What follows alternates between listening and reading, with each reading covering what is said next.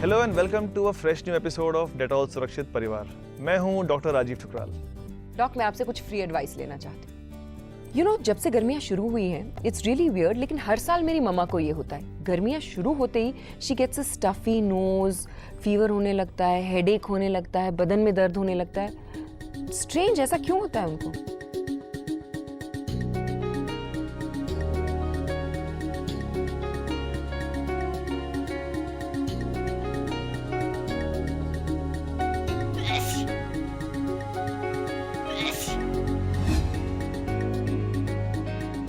Actually Rakshanda, ये काफ़ी common है और कई लोगों में होता है।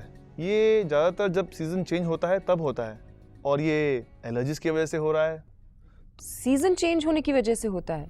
Okay, I am confuse now. क्योंकि आप हमेशा यही कहते हैं ना, बॉडी जो है वो इतना अच्छा मैकेनिज्म है कि कोई भी चीज़ अगर बार बार हो तो उससे अकस्टम हो जाता है।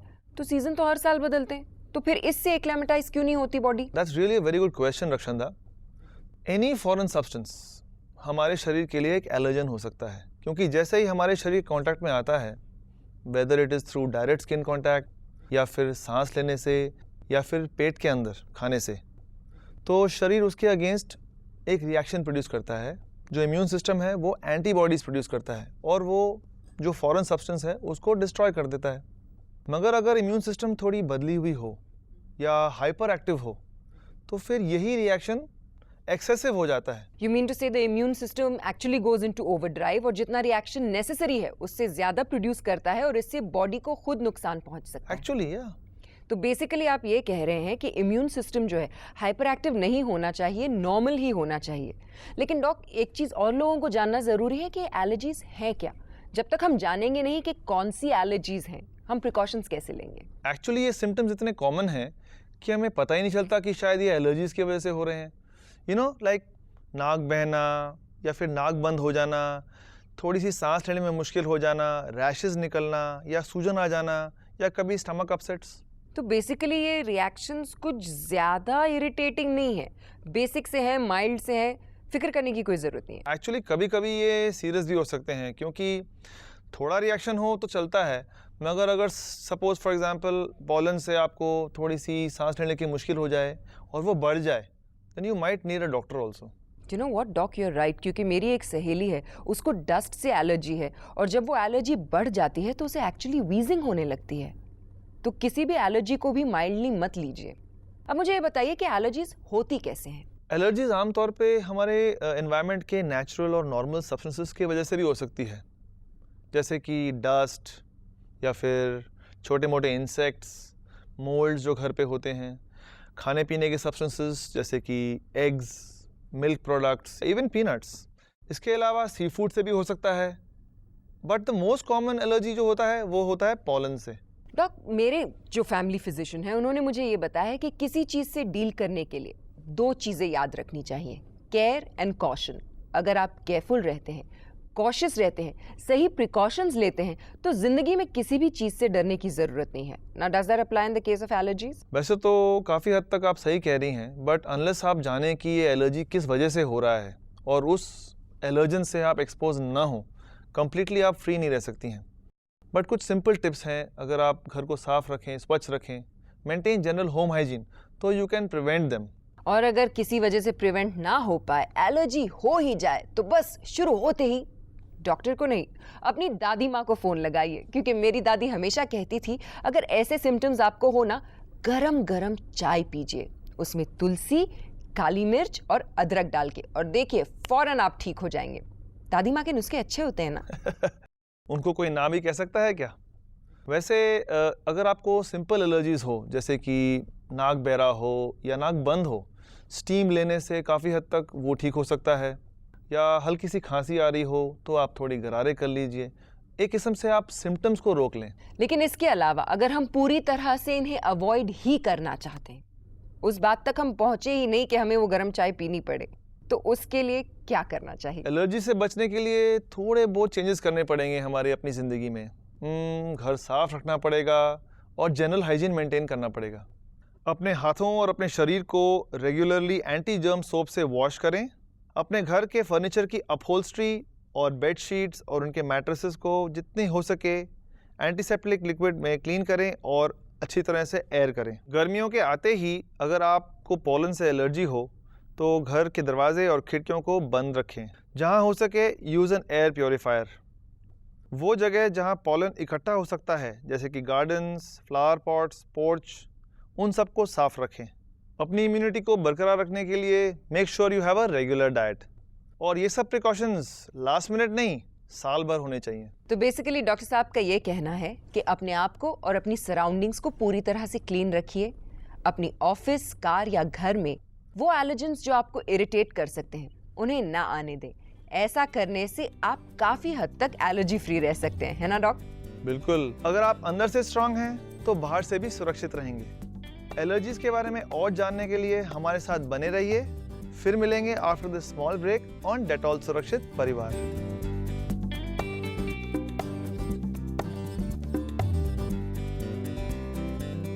क्या आप जानते हैं कि एलर्जिक डिजीजेस पूरी दुनिया में 30 से 40% लोगों को अफेक्ट करती हैं?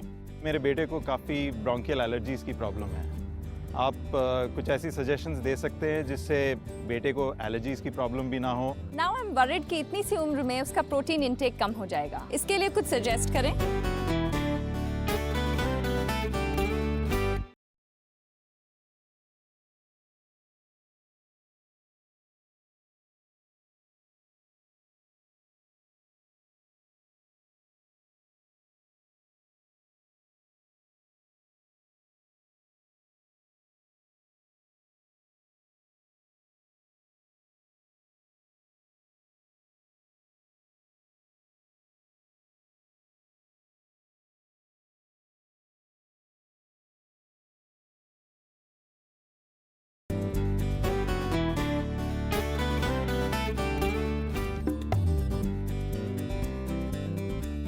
Welcome back once again to Dettol Surakshit परिवार।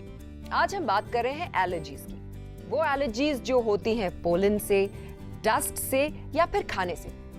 एक्चुअली डॉग, मुझे भी एक एलर्जी है। I am allergic to certain people. उन्हें देखते ही मेरी आंखें लाल हो जाती हैं, मेरा पारा चढ़ने लगता है। अब उस एलर्जी को अवॉइड करने के लिए मैं उन लोगों को अवॉइड करती हूँ।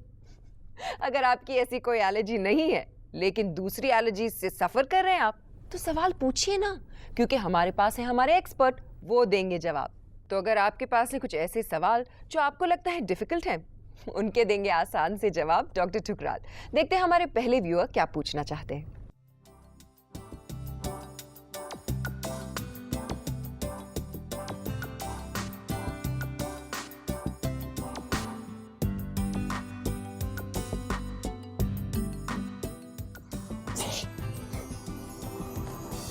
डॉक्टर, कभी कभी मुझे नोजी आती है और कभी कभी नहीं। ऐसा क्यों होता है? सवाल पूछते वक्त भी वो छींक रही थी। उनको कभी कभी नोजी आती है, कभी कभी नहीं। ऐसा क्यों होता है? बेटा, अगर आपको बार बार नोजी आ रही है तो you have to clean your knows.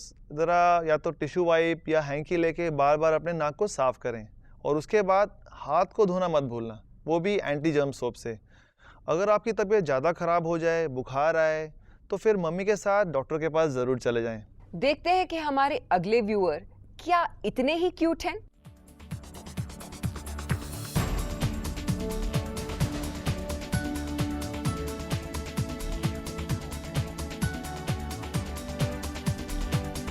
Hi doctor, मेरा नाम आंचल है। मुझे बाहर से खाना पीना बहुत पसंद है, पर मेरी मम्मा कहती है बाहर से मत खाया करो, तबीयत खराब हो जाएगी। तो बताओ doctor, what should I do? Doc, इस प्रॉब्लम से तो मेरा भी बहुत गहरा रिश्ता है। मेरी माँ भी यही कहती रहती है, बाहर मत खाओ मत खाओ। How can you avoid it? और खास तौर से तब जब मौसम बदलता है, तब तो माएँ बहुत ज़्यादा पैरानॉइड हो जाती हैं। मगर हम सबकी माएँ सही कह रही हैं, क्योंकि अगर बाहर खाना बना हुआ हो खुले मौसम में, जहाँ पर टेम्परेचर भी चेंज हो रहा है, ह्यूमिडिटी भी चेंज हो रही है, तो हमें पता नहीं होता कि वहाँ हाइजीन प्रॉपरली मेंटेन हो रहा है कि नहीं, ऊपर से साफ़ सफाई अच्छी हो रही है कि नहीं। So you should avoid eating out. Moving on to the next question. देखिए हमारे अगले व्यूअर जो हैं, ये किस चीज़ से परेशान हैं।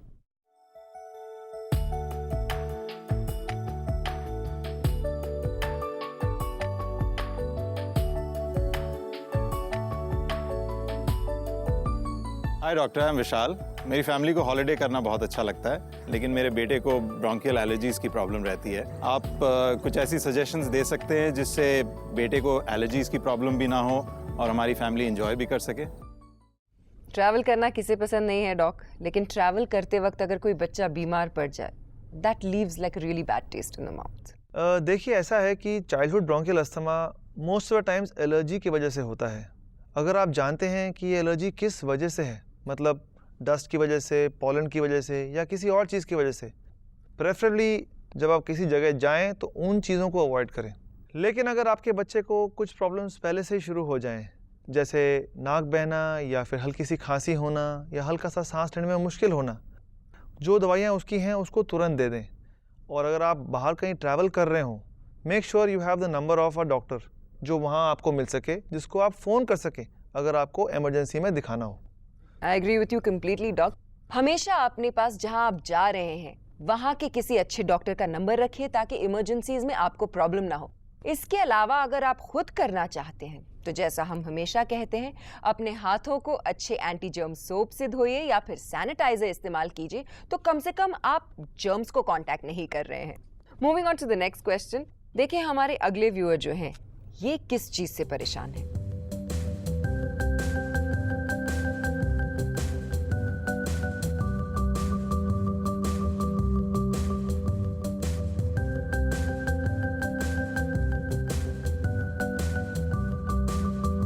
हाय डॉक्टर, आई एम रिचा। मेरी बेटी को एग्स से एलर्जी है, तो उसके डॉक्टर ने सजेस्ट किया कि I should stop giving her eggs. I am worried कि इतनी छोटी सी उम्र में उसका प्रोटीन इंटेक कम हो जाएगा। इसके लिए कुछ सजेस्ट करें। क्योंकि आप जानती हैं कि आपकी बेटी को एग एलर्जी है, तो नेचुरली आप घर पे सावधानी तो बरतती ही होंगी। और जहाँ तक सवाल आया आपकी प्रोटीन इंटेक का, बहुत सारे ऐसे फूड्स हैं जिसमें प्रोटीन मिलती है, the one of which is milk और मिल्क प्रोडक्ट्स। इसके अलावा नॉन वेजिटेरियन फूड या फिर दाल्स, पल्सेस में भी बहुत सारा प्रोटीन होता है। आई होप आप लोगों को आपके सवालों के जवाब मिल गए होंगे, लेकिन ऐसा भी तो हो सकता है ना कि मैं आपसे कुछ सवाल करना चाहती हूँ। और अगर आपसे सवाल करना चाहती हूँ तो ऑब्वियसली मैं आऊँगी आपके घर। आपको पता है डॉक, आज मैं किससे मिलने गई थी? बताइए। अगर आप लोग भी जानना चाहते हैं कि आज मैं किसके घर जा रही हूँ, तो लौट कर आइएगा इस ब्रेक के बाद इन your favourite hygiene show Dettol Surakshit परिवार।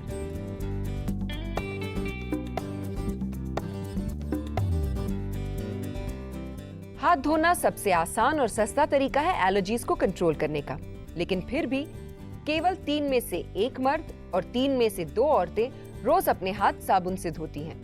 कशिश छोटे होते बहुत ज़्यादा फ्रीक्वेंटली बीमार पड़ती थी। आई मेड श्योर कि मेरे घर में फर्नीचर बेयर मिनिमम हो। स्प्रिंग टाइम जब बिल्कुल आता है तब पोलन बहुत ज़्यादा होते हैं, जिससे एलर्जीज इंक्रीज हो जाती हैं।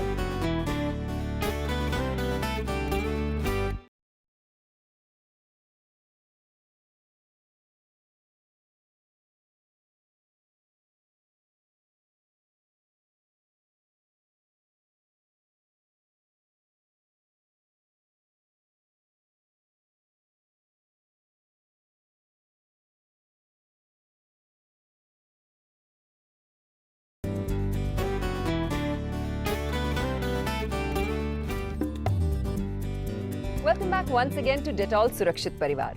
अब हम पहुंच गए हैं शो के उस सेगमेंट में जहां पर हम स्टूडियो से निकलकर सीधे आपके घर में आ जाते हैं, देते हैं आपके सवालों के जवाब और करते हैं आपसे भी कुछ इंटरेस्टिंग सवाल आपके घर के हाइजीन के बारे में। तो आइए आप भी मेरे साथ चलिए।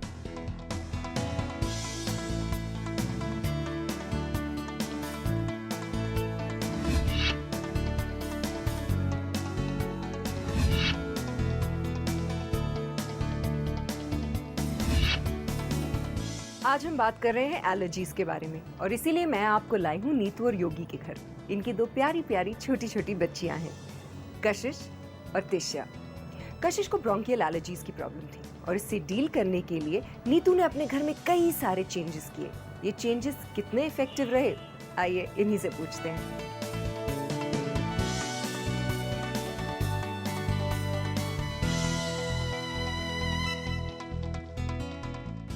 आई बिलीव कशिश को ब्रोंकियल एलर्जी की प्रॉब्लम थी। हाँ, कशिश छोटे होते बहुत ज़्यादा फ्रीक्वेंटली बीमार पड़ती थी। उसकी वजह से नीतू बहुत परेशान भी रहती थी। राइट। फिर हम बहुत इसको डॉक्टर्स के पास लेके गए, काफ़ी डॉक्टर्स से चेकअप करवाया, टेस्ट भी तब करवाए? बहुत टेस्ट करवाए। उसके बाद डॉक्टर्स ने एलर्जी ये बताई कि इसको ब्रोंकियल एलर्जी है। क्योंकि हमारे देश में अनफॉर्चुनेटली इतना ज़्यादा पोल्यूशन और डस्ट है तो उससे तो बचना नामुमकिन है। फिर ऐसे में आपने क्या किया? आई मेड श्योर कि मेरे घर में फर्नीचर बेयर मिनिमम हो। स्प्रिंग टाइम जब बिल्कुल आता है तो पोलन बहुत ज़्यादा होते हैं जिससे एलर्जीज इंक्रीज हो जाती हैं।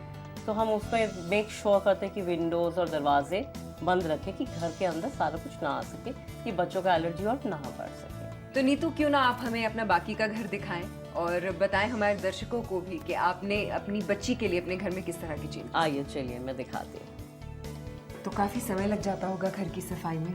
सारा दिन ही क्योंकि हर चीज़ का बहुत ज़्यादा ध्यान रखना पड़ता है। मैंने अपने घर में रग्स नहीं रखे हैं, एक रग रखा है जो होम वॉश हो जाता है। तो वी मेक श्योर कि हर 2 हफ्ते बाद या हफ्ते में हम उसको घर पे धो रहे हैं। कर्टन्स जैसे कि आप देख सकते हैं बहुत हल्के मटेरियल के रखे हैं, ये भी घर पे धुल सकें। सोफ़े भी मेरे बहुत ज़्यादा लाइट कलर्स के हैं कि उनको वैक्यूम क्लीन करते हैं हम लोग, हर हफ्ते वैक्यूम क्लीन करते हैं।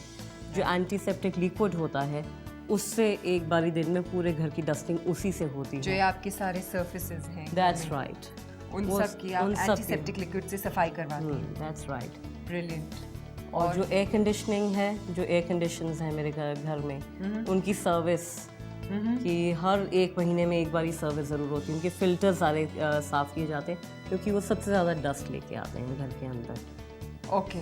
तो बस यही है कि हर चीज़ को डस्ट के रिलेटेड जितना हो सकता है साफ़ करते हैं। आपके इस लाइफस्टाइल चेंज से कशिश की इस एलर्जी में कितना परिवर्तन आया?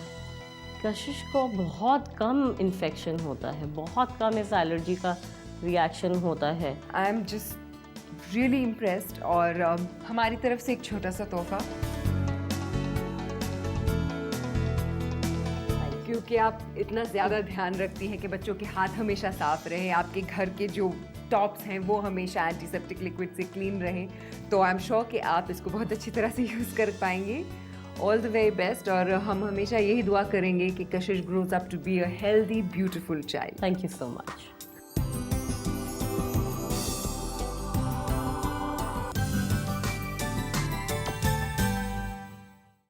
कैसा लगा इनसे मिलके डॉक? आई थिंक इन्होंने अपनी प्रॉब्लम के बारे में काफ़ी कुछ समझा है और काफ़ी हद तक संभाला भी है। डॉक, जो सीजनल एलर्जीज होती हैं जो हम आज डिस्कस कर रहे हैं, इन केस में किस तरह के प्रिकॉशंस लेना है आप काफ़ी कुछ बता चुके हैं, लेकिन कोई एडिड टिप्स ले सकते हैं हम आपसे? आई थिंक एक चीज़ जिसके बारे में मैं हमेशा कहना चाहता हूँ मगर शायद थोड़ा बहुत ही कह पाया हूँ, वो है कि अगर हो सके तो पता करें कि किस वजह से वो एलर्जी है, क्योंकि अगर आपको पता चल जाए you can actually avoid that और वो आपको कभी प्रॉब्लम क्रिएट करेगी ही नहीं। जो एनवायरनमेंट आप कंट्रोल कर सकते हैं उसे सबसे ज़्यादा हाइजीनिक रखें, अपनी पर्सनल हाइजीन का ख्याल रखें, अपने हाथों को हमेशा साफ रखें। छोटी छोटी चीज़ों का ध्यान रखने से बड़ी बड़ी प्रॉब्लम्स होती ही नहीं। तो रक्षंदा, डॉक, जिस तरह से आप देख रहे हैं आपके एक्सप्रेशन से तो लगता है it's time for my quick questions. तो तैयार हो आप? बिल्कुल, गो अहेड। ओके, तो एलर्जी किन चीज़ों से हो सकती है? चलो 3 ही बता दो। वैसे तो एलर्जी बहुत सारी चीज़ों से होती है, लेकिन the 3 most common things are dust allergy, food allergy and pollen allergy. चलिए, एलर्जी अवॉइड करने का सबसे आसान तरीका क्या है? अपने आप को, अपने इमीडिएट सराउंडिंग्स को साफ रखिए और मोस्ट इम्पोर्टेंटली हैंड हाइजीन का ख्याल रखें। And you can do that with a hand sanitiser, क्योंकि हैंड सैनिटाइजर से अपने हाथों पे एक थिन फिल्म फॉर्म हो जाती है जो एक किस्म से बैरियर बन जाती है और कांटेक्ट से बचाती है। करेक्ट। ओके, मैं खास ध्यान रखूंगी। नेक्स्ट क्वेश्चन, क्या विटामिन्स लेने से एलर्जी रुक सकती है? विटामिन्स लेने से इम्यून सिस्टम तो बूस्ट होता है, लेकिन अनफॉर्चुनेटली एलर्जीज 100% अवॉइड नहीं हो पाती। बिल्कुल सही। ऑलराइट, कोई एक चीज़ जिससे खाने से एलर्जी हो सकती है आपको? एक्चुअली फूड एलर्जी तो किसी भी चीज़ से हो सकती है, लेकिन जो सबसे ज़्यादा कॉमन है वो है मिल्क यानी कि लैक्टोज इंटॉलरेंस, नट्स और तीसरे सी फूड से। एकदम पहले आपने कहा था कि आपको लोगों से भी एलर्जी होती है, तो वो भी बता दीजिए अब।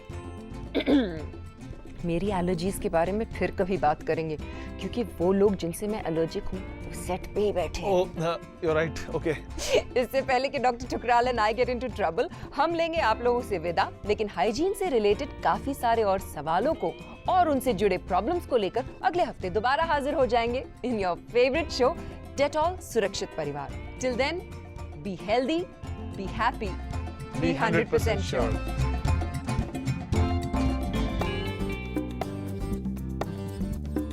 एक छोटी सी कोशिश जो हमने की थी हाइजीन अवेयरनेस क्रिएट करने की, आज जाकर वो पूरा का पूरा मूवमेंट बन गया है। I think your show is important because you are creating awareness about hygiene. We love Dettol Surakshit Parivar.